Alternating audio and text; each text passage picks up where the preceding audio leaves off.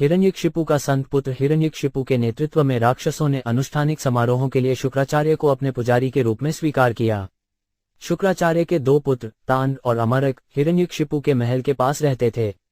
प्रहलाद महाराज पहले से ही भक्तिमय जीवन में शिक्षित थे, लेकिन जब उनके पिता ने उन्हें शुक्राचार्य के उन दो पुत्रों के पास भेजा शिक्षित, उन्होंने असुरों के अन्य पुत्रों के साथ उन्हें अपने स्कूल में स्वीकार कर लिया।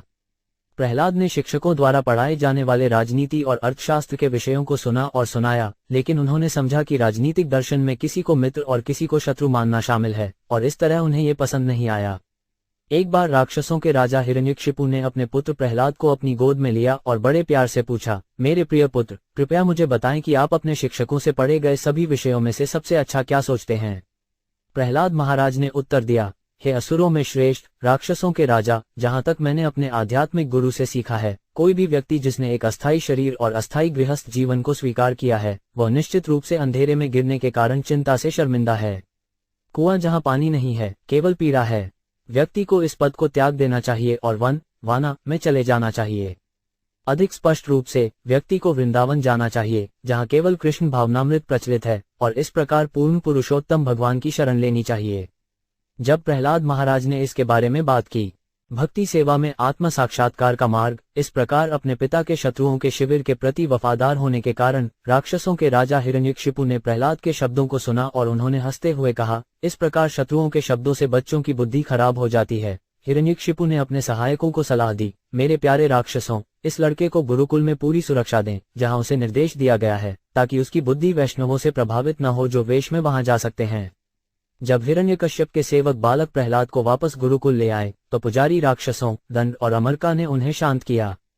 बहुत ही कोमल वाणी और स्नेहपूर्ण शब्दों के साथ उन्होंने उससे इस प्रकार पूछताछ की, प्रिय पुत्र प्रहलाद, आपको शांति और सौभाग्य मिले। कृपया झूठ न बोलें, केवल सच के साथ उत्तर दें। ये लड़के जिन्हें तू देखता है, तेरे जैसे नहीं हैं, क्योंकि वे टेढ़ी मेढ़ी बातें नहीं करते। आपने इन निर्देशों को कैसे सीखा है? इस प्रकार तुम्हारी बुद्धि कैसे भ्रष्ट हो गई है? हे तुम्हारे परिवार के श्रेष्ठ, तुम्हारी बुद्धि का ये प्रदूषण तुमने किया है या शत्रुओं ने? हम सब आपके शिक्षक हैं और इस बारे में सुनने के लिए बहुत उत्सुक हैं। कृपया हमें सच बताओ। प्रहलाद महाराज ने उत्तर दिया, जो लोग हमेशा शत्रु और मित्र के संदर्भ में सोचते हैं, वे अपने भीतर परमात्मा का पता लगाने में असमर्थ होते हैं। उनकी तो बात ही क्या, यहाँ तक कि भगवान ब्रह्मा जैसे श्रेष्ठ व्यक्ति जो वैदिक साहित्य से पूरी तरह परिचित हैं, कभी कभी भक्ति सेवा के सिद्धांतों का पालन करने में भ्रमित हो जाते हैं।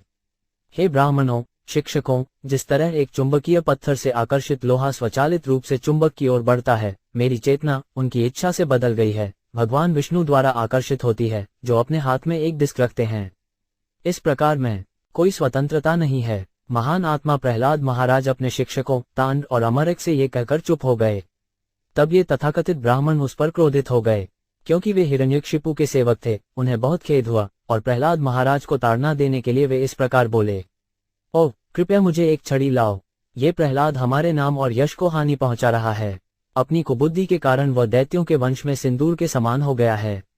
अब उसे 4 प्रकार की राजनीतिक कूटनीति में से चौथे प्रकार से व्यवहार करने की आवश्यकता है।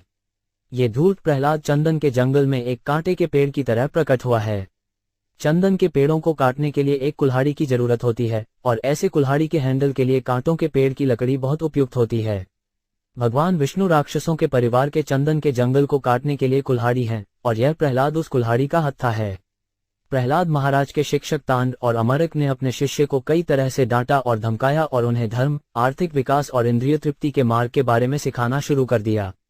इस तरह उन्होंने उसे शिक्षित किया।